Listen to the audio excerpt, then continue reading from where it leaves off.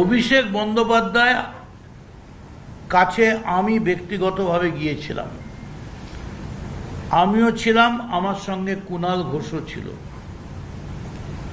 আমরা দুজনে মিলে আজ থেকে 12 দিন আগে,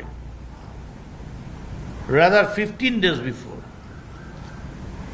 অভিষেক বন্দ্যোপাধ্যায়কে বলেছিলাম একটা স্টেটমেন্ট করে বলে দে যে আমি সব কিছুর জন্য দায়ী, আমায় আপনারা মুক্তি দিন, আমি সব দায়িত্ব থেকে সরে যাচ্ছি, আপনারা চালান পার্টি, 1 বছর আমাকে অন্য কাজ করতে, কত কাজ করার আছে, ব্যবসা করো, রিসার্চ করো, পড়াশোনা করো।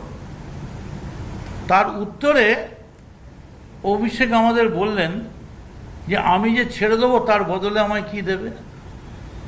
তা আমরা বললাম এটা তো মানে ওই বিয়ের পাকা দেখা নয় যে তুমি গলার হার দেবে আমি তোমায় আংটি দেবো, এটা সিম্পল পলিটিক্যাল ডিসিশন। তখন বললো তাহলে আমাকে আমেরিকাটা ছেড়ে দিক। তা আমি আমেরিকা, ওরা কি করে ছাড়বে? আমেরিকা ছাড়বে তো কোর্ট, আর আমেরিকা গিয়ে কেউ যদি না ফেরে তখন কি হবে? তাহলে একটা কাজ করুক, আমি যা যা বলবো সেই কন্ডিশনগুলো ফুলফিল করুক। এমন মনে হচ্ছে বোধহয় আলেকজান্ডার পুরুষ সঙ্গে কথা বলছে। আমি অবাক হয়ে গেলাম। আমি ওকে বুঝিয়ে বললাম যে জিতা ওই সিকান্দার, বিজেপি জিতে গেছে, তুমি পদত্যাগ করো। আজকে হঠাৎ আমি শুনলাম পরশুদিন, গতকাল উনি বলছেন আমি পদত্যাগ করতে রাজি আছি, এক্ষুনি পদত্যাগ করব, চলে আসুন আপনারা। সব ড্রামা, কেউ ফিরবে না। কি করে ফিরবে? আপনি যদি নাটকের চূড়ান্ত মুহূর্তটা আপনি ভিলেনের মতো হিরোর জায়গায় নিজেকে প্রেস করে নিজে পছন্দ করেন, তাহলে তো হতে পারে না।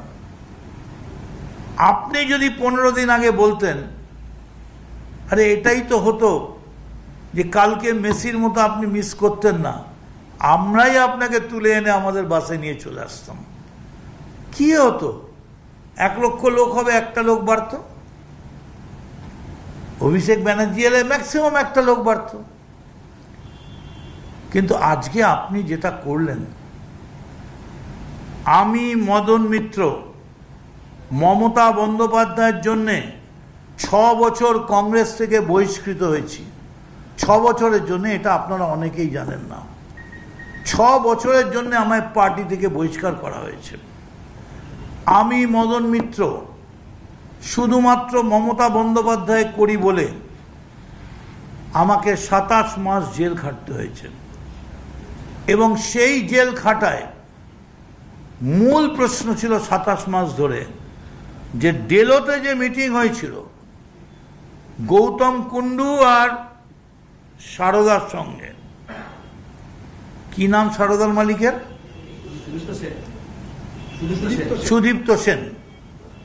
সেখানে যে টাকার লেনদেন ছিল সেই টাকাটা কোথায় রাখা হয়েছে? এবং শুনলে অবাক হয়ে যাবেন, আমাকে বেল দেওয়া হয়েছিল যে তুমি জীবনে দার্জিলিং যাবে না, কার্শিয়াং যাবে না, কারণ ওখানে পাহাড়ের কোথায় টাকাটা রাখা আছে তুমি জানো। কিন্তু মিটিংয়ে তো আমি ছিলামই না।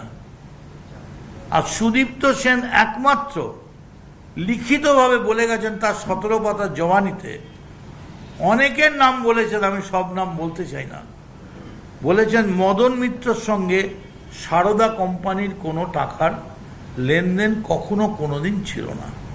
কিন্তু আমি তো জেল খাটলাম। আমি তো ইলেকশনে 3600 মানে 1800 ভোটে হারলাম। ছত্রধর মাহাতো আমার পাশে ছিল, বলল 15 দিন আমি প্যারোল পেয়েছি। আমি 1 ঘন্টা প্যারোল পেলে আমি পরপর 3 বার আমি কামারহাটি থেকে হ্যাট্রিক করতাম। আমি চিৎকার করেছি, চিঠি পাঠিয়েছি, কিন্তু আমায় প্যারোল দেওয়া হয়নি। তার কারণ কেউ কেউ বুঝিয়েছিল পশ্চিমবঙ্গের ইতিহাসে জেলের ভেতর থাকাকালীন কেউ কোনোদিন বিধানসভা নির্বাচনে জিততে পারেনি, স্বাধীনতার আগে এবং পরে। বিধানসভায় মদন মিত্র যদি জিতে যায় তাহলে এটা একটা রেকর্ড হয়ে যাবে।